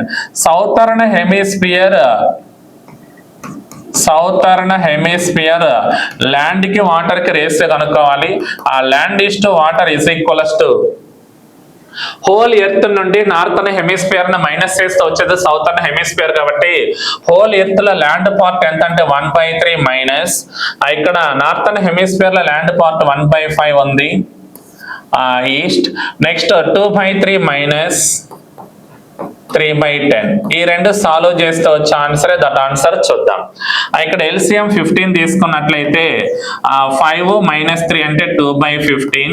ఇక్కడ LCM 30 తీసుకుంటే ఇక్కడ 10 2s are 20, 3 3s are 9. 20 - 9 అంటే 11 వస్తుంది చూడండి 11. ఇప్పుడు 15 1s are 15 2s are అంటే 2 క్రాస్ మల్టిప్లై చేస్తే 4:11 ఉండాలి. అంటే సౌతర్న్ హెమిస్ఫియర్ లో ల్యాండ్ కి వాటర్ కి వచ్చే రేషియో ఎంత ఉండాలంటే 4:11 రేషియో ఉండాలి. ఆ 4:11 రేషియో ఉన్నటువంటి ఆప్షన్ ఏదైతే ఉందో దట్ ఆప్షన్ కరెక్ట్ ఆన్సర్ అని. అయితే ఇక్కడ 4:11 ఉన్నటువంటి option that option number 4. So 4th option is the correct answer. Next question number 16th one. Question కూడా read and easy. A, B, C started a business with their investments in the ratio 1:3:5. After 4 months, A invested the same amount as before and B as well as C withdrew half of their investments. The ratio of their profits at the end of the year is a question mark anta. సరే first లో చూడండి ఒకసారి. ఏ అని వాడు 1 rupee investment చేస్తే B అని వాడు 3 rupees investment చేస్తున్నాడు, సి అని వాడు 5 రూపీస్ ఇన్వెస్ట్మెంట్ చేస్తున్నాడు. ఆఫ్టర్ 4 months 4 నెలల తర్వాత A investment the same amount as before, ముందు ఎంత అమౌంట్ అయితే ఇన్వెస్ట్మెంట్ చేస్తున్నాడు అంతే అమౌంట్ ఇన్వెస్ట్మెంట్ చేస్తున్నాడు. B as well as C withdraw half of their investments అంట. ఇనిషియల్ గా చూద్దాం. ఏ అని వాడు ఫస్ట్ 4 month 1 రూపీ 1 × 4 ప్లస్ తర్వాత బిఫోర్ ఎంత ఉంది అంతే అమౌంట్ ఇన్వెస్ట్మెంట్ చేస్తున్నాడు అంటే 2 × 4 rupees A. B 3 × 4 rupees. దీంట్లో హాఫ్ అంటే 1.5 × 4. C again 5 × 4 rupees. దీంట్లో హాఫ్ అంటే 2.5 × 4 rupees గా రాయండి. 2.5 × 4 months అంటే రిమైనింగ్ 8 months. Okay good. ఇక్కడ రిమైనింగ్ 8 months, ఇక్కడ కూడా రిమైనింగ్ 8 months రావాలి. ఆఫ్టర్ 4 months అంటే 4 months కంప్లీట్ అయిపోతే రిమైనింగ్ ఎన్ని మంత్స్ ఉండాలంటే 8 months ఉండాలి కాబట్టి ఆ రిమైనింగ్ 8 months తో మల్టిప్లై చేయండి. ఇక్కడ 1 4s are 4, 2 8s are 16. 4 + 16 అంటే దట్ ఈస్ ద 20. ఇక్కడ 3 4s are 12, 15 8s are 12. ఇక్కడ 1.5 × 8 అన్న 12, 12 + 12 24. ఇక్కడ 5 4s are 20, 2.5 × 8 అన్న కూడా 20 వస్తుంది. 20 + 20 అంటే 40. 4 టేబుల్ తీసుకుంటే 4 5s are 20, 4 6s are 4 10s are. మనకు ఫైనల్ గా వచ్చే ఏకి బికి సికి ప్రాఫిట్ రేషియో ఎంత ఉండాలంటే 5:6:10 ఉండాలి. ఆ 5:6:10 ఉన్నటువంటి ఆప్షన్ ఏదైతే ఉందో దట్ ఆప్షన్ రైట్ ఆన్సర్ అని. అలా ఉంటే ఆప్షన్ కూడా ఎన్నో ఆప్షన్ అంటే option number 2. So second option is the correct answer. Next question number 17. Here also చూడండి. 12 men and 18 boys working 7.5 hours a day can do a piece of work in 60 days. If a man works equal to 2 boys, then how many boys will be required to help 21 men to do twice the work in 50 days? Working 9 hours a day anta.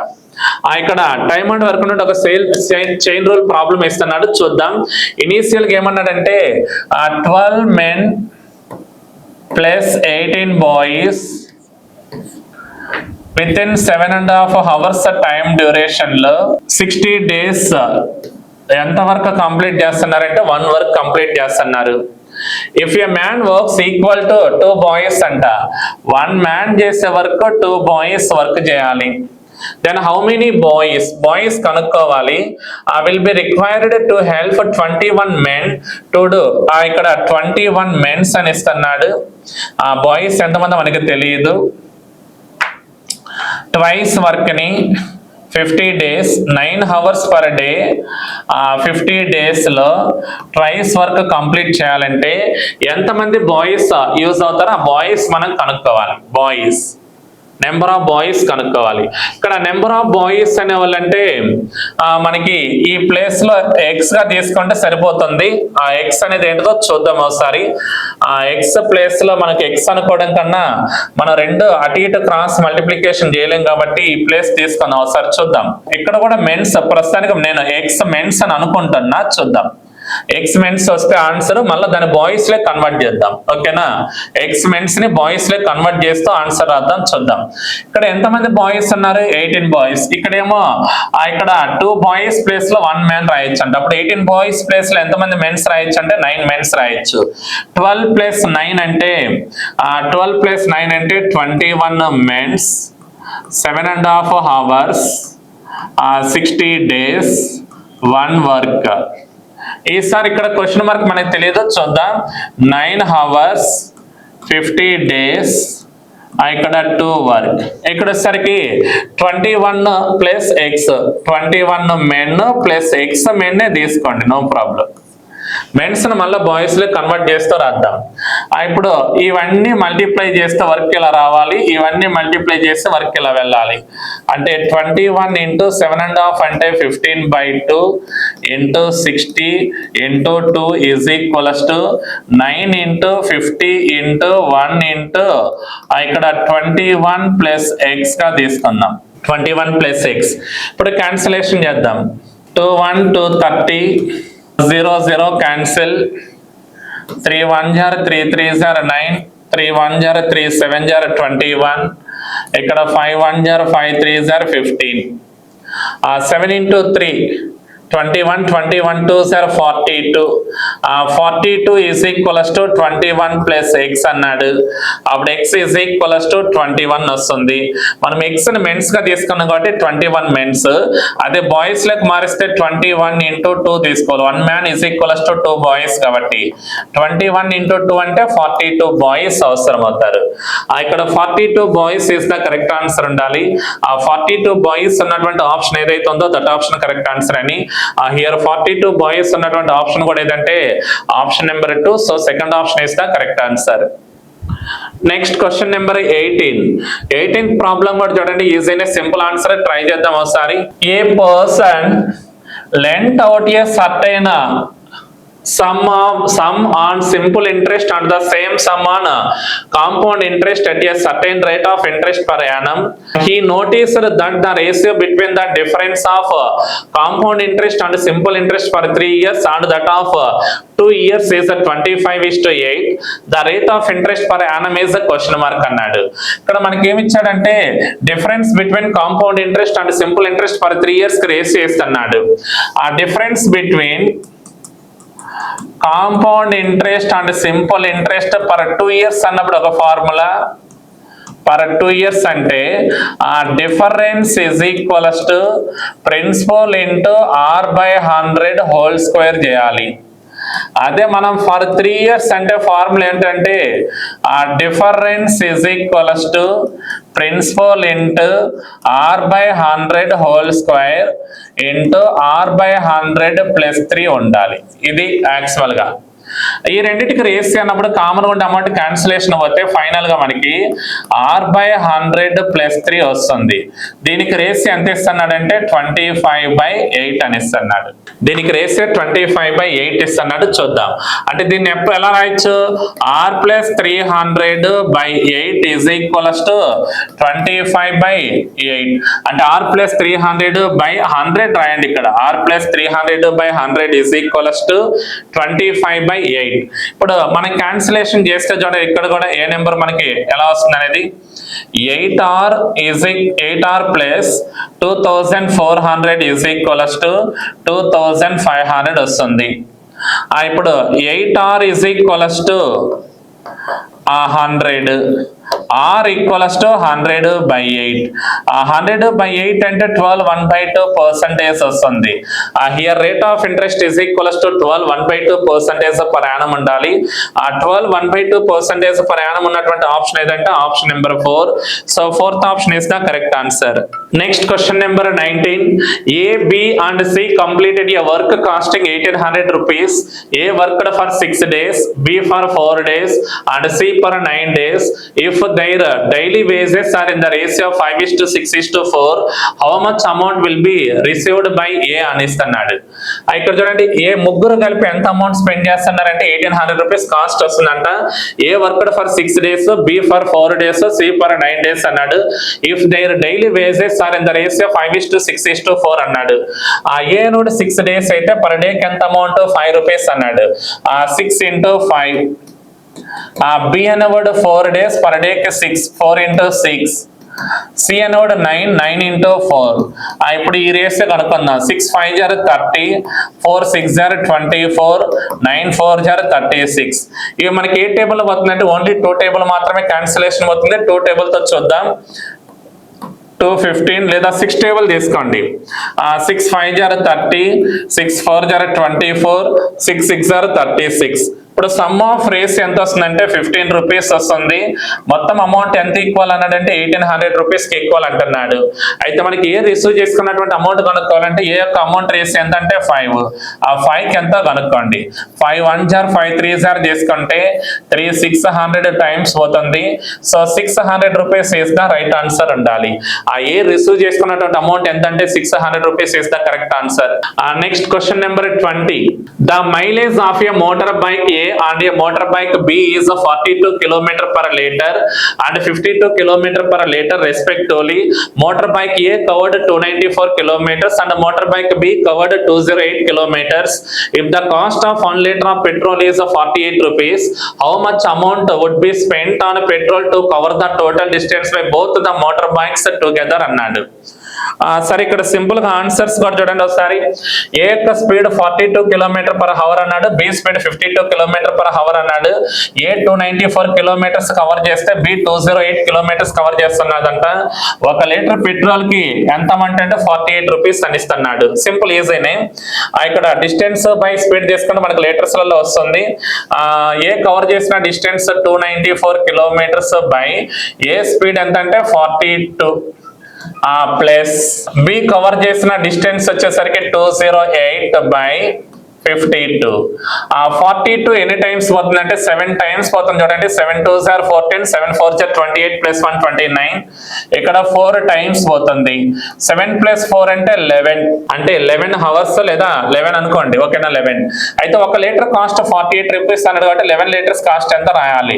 11 × 48 multiply చేస్తే వచ్చే ఆన్సరే 11 8 = 88, 11 4 = 44 + 8 అంటే 52 అంటే 528 rupees ఉండాలి. ఆ 528 rupees ఉన్నటువంటి option ఏదైతే ఉందో that option correct answer అని. అయితే ఇక్కడ 528 రూపీస్ ఉన్నటువంటి ఆప్షన్ కూడా ఏదంటే option number 2. So second option is the correct answer.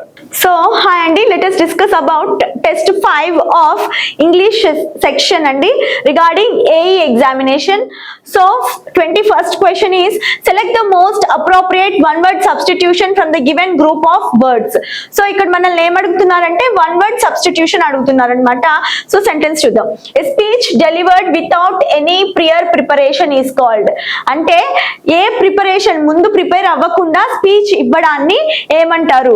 With one word substitute. Like options వచ్చేసి యూలాగి, ఎక్స్టెంపోర్, మోనోలాగ్ ఆర్ సోలిలాక్వీ అన్నమాట.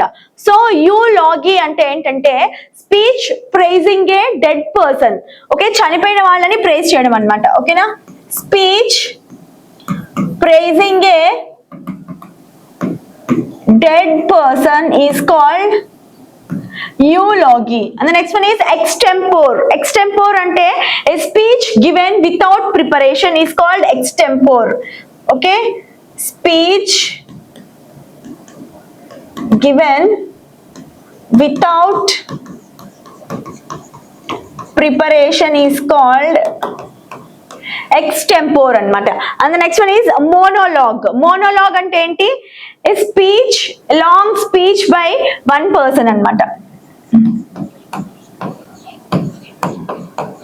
A long speech by one person is called monologue. And soliloquy అంటే ఏంటంటే talk to one self అన్నమాట. Okay, అంటే వాళ్ళలో వాళ్ళే మాట్లాడుకోవడాన్ని ఏమంటామంటే సాలిలాక్వీ అని అంటాం అన్నమాట. Okay, talk to one self. Okay, so ఇక్కడ ఏమన్నారు? Speech delivered without any prior preparation. So extempore is the correct answer అండి ఫర్ 21st క్వశ్చన్ అన్నమాట. ఓకేనా, నెక్స్ట్ వన్ చూద్దాం.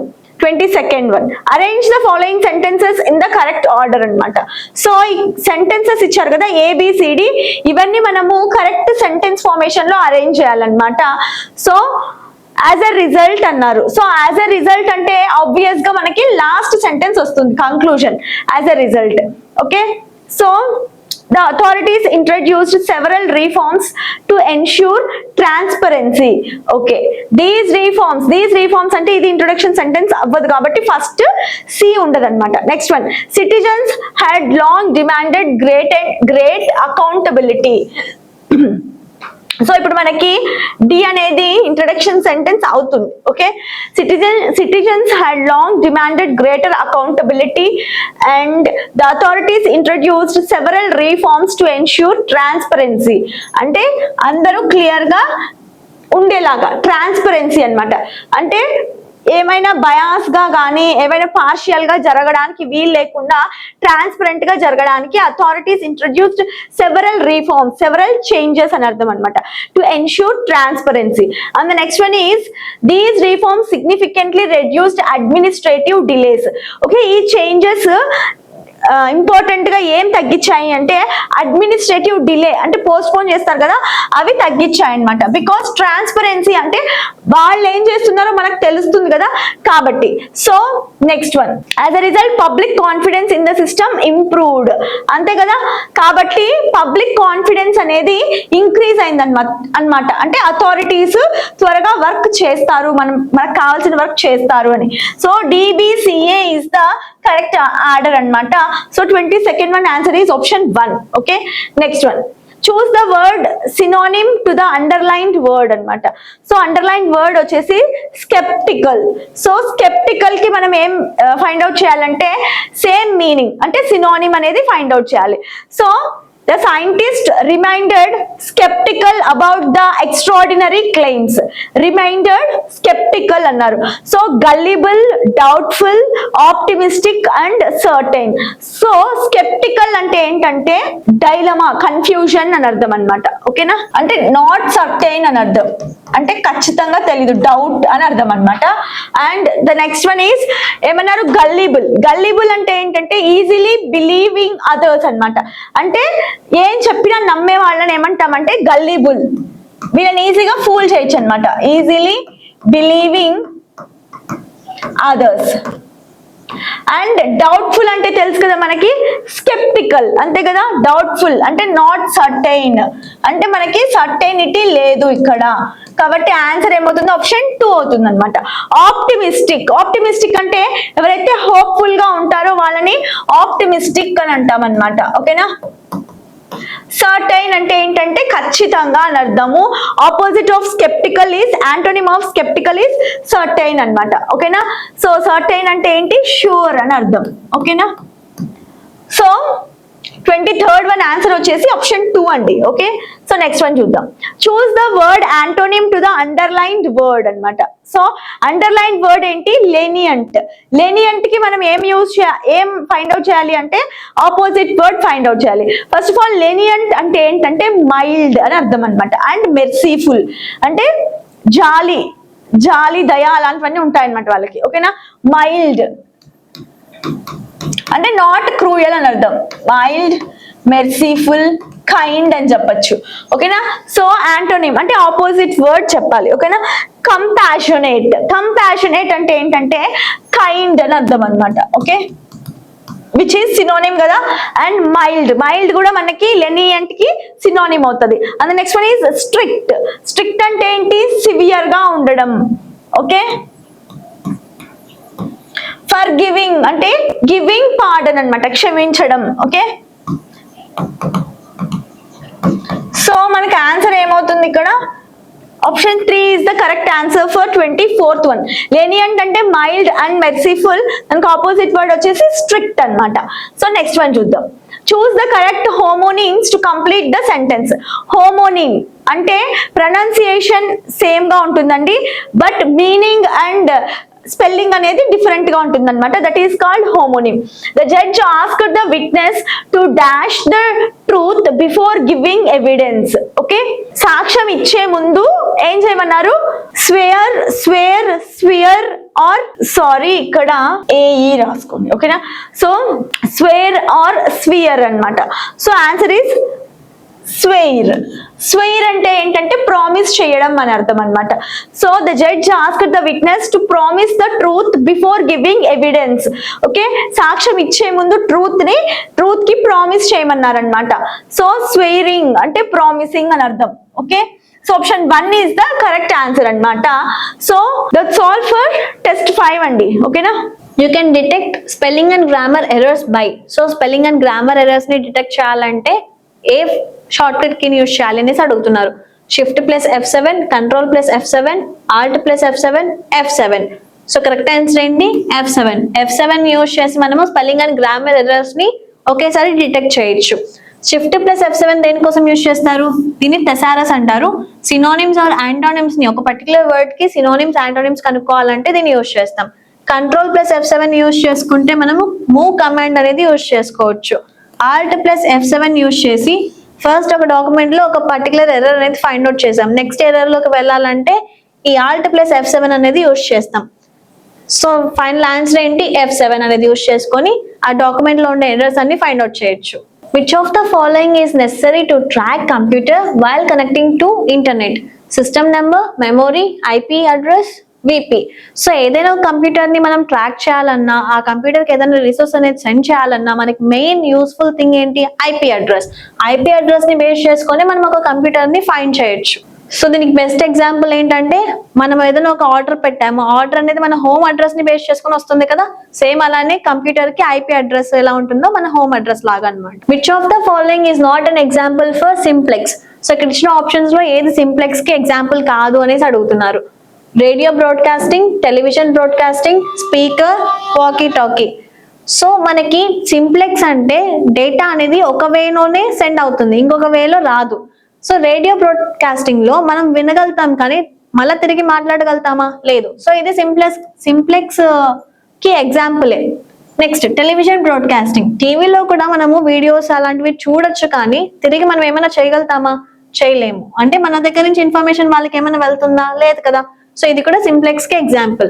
నెక్స్ట్ స్పీకర్ నుంచి కూడా మనం ఆడియో అనేది వింటాం కానీ తిరిగి మనం ఏమైనా చెప్పగలుగుతామా? డేటా అనేది ట్రాన్స్మిషన్ చేస్తామా? చేయలేము. సో ఇది కూడా సింప్లెక్స్ కి ఎగ్జాంపుల్. సో ఫైనల్ గా ఏంటి? వాకీ టాకీని యూజ్ చేసి వాళ్ళ దగ్గర నుంచి ఇన్ఫర్మేషన్ మనకు వస్తుంది, మన దగ్గర నుంచి ఇన్ఫర్మేషన్ వాళ్ళకి వెళ్తుంది. సో ఆప్షన్ 4 అనేది correct answer. Which of the following layer is responsible for converting electric impulse to bit streams?